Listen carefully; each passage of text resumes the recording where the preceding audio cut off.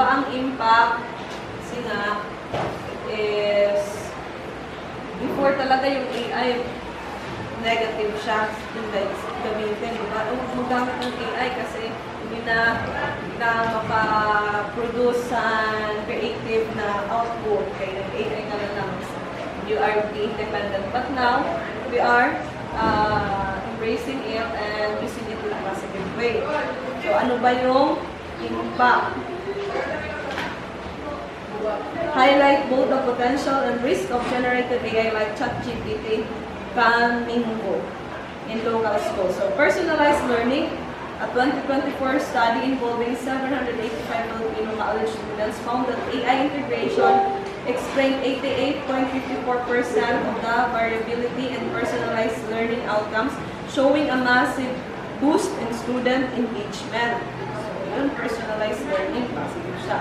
Student sentiments, approximately 82.87% of Filipino students express positive sentiments toward AI for writing and problem solving, yet 41.2% of the teachers remains uncertain or concerned about academic integrity. So yung students talaga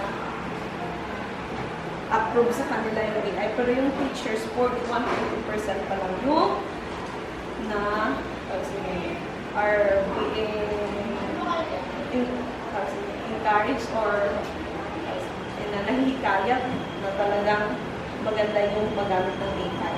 So, there are still more than half of the, more than 50% na hindi pa rin kumbinsido sa paggamit ng AI.